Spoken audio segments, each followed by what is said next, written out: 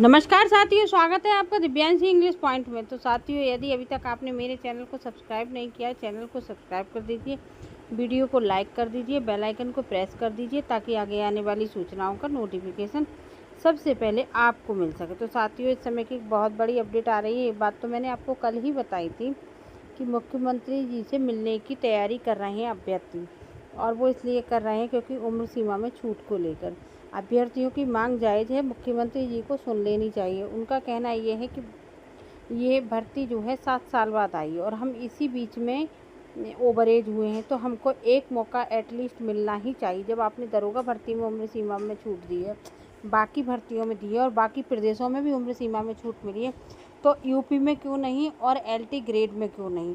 तो इस बात का किसी के पास शायद जवाब भी नहीं होगा कि उम्र सीमा में छूट जब बाकी प्रदेशों में मिल रही है शिक्षा विभाग में, तो यूपी में क्यों नहीं? और दूसरी, यूपी में भी बाकी मिल रही है, जैसे कि दरोगा भर्ती में, पुलिस वगैरह में, तो आपको इसमें क्यों नहीं दी है? उन्होंने अपना ज्ञापन सौंपा था मुख्यमंत्री जी को और बताया था कि अधिकारियों की ढीला ढिलाई की वजह से हमारी ये भर्ती नहीं आ पाई थी। उन लोगों ने अर्हता के नाम पर 2 साल लगा दिए। ठीक है, तो यही विवाद वगैरह सॉल्व करते रहे, इसलिए हम ओवर एज हुए हैं, तो हमको एक मौका इस भर्ती में जाने का मिलना चाहिए। तो मुख्यमंत्री जी का अभी कोई बयान नहीं आया है। मुख्यमंत्री जी का बयान तब आएगा जब ज्ञापन उनके पास तक पहुंचेगा, क्योंकि जनता दरबार में इतने लोग जाते हैं, तो ऐसा थोड़ी ना है आपने ज्ञापन सौंपा तुरंत जाकर मुख्यमंत्री जी ने सबसे पहले आपका पढ़ लिया। उनको और भी बहुत सारी जिम्मेदारियां होती हैं, तो वो उनको भी निभाना पड़ता है। लेकिन ज्ञापन पहुंचा है और आपकी बात ऊपर तक पहुंच गई है, ये बात सच है। लेकिन अगर आपके लिए कोई कदम उठता है या नहीं उठता, इसके बारे में अभी कुछ नहीं कहा जा सकता। कहने का मतलब ये है कि अभी मुख्यमंत्री जी आपके पक्ष में निर्णय लेंगे या नहीं लेंगे, इसके बारे में अभी किसी को कोई जानकारी नहीं है। और जहाँ तक मेरा व्यक्तिगत विचार है, तो मेरा मानना ये है कि मुख्यमंत्री जी किसी को भी निराश नहीं करते हैं, वो सबकी सुनते हैं। तो उम्मीद यही है कि आप लोगों की भी सुनी जाएगी और आपको उम्र सीमा में छूट मिल जाएगी। 5 वर्ष की कम से कम जो अभ्यर्थी मांग कर रहे हैं, वो उम्र सीमा में छूट मिलेगी।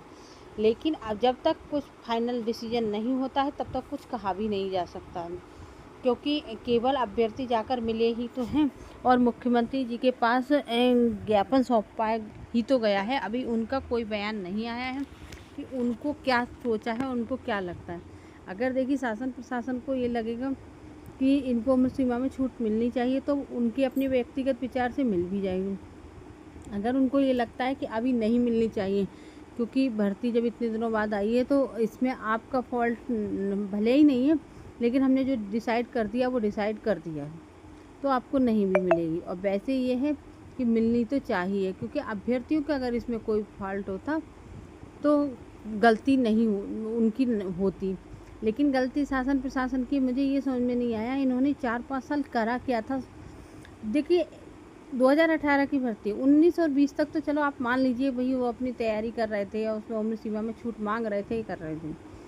लेकिन ये 7 साल लगने का बहुत लंबा समय समझ में नहीं आता है, इतने दिनों तक इन्होंने किया क्या था। अब देखिए, जैसे कि 2025 के अध्याचन डीआरएस नहीं दे रहे हैं, कि मजाल है किसी की जो उनसे कोई कुछ कह जाए।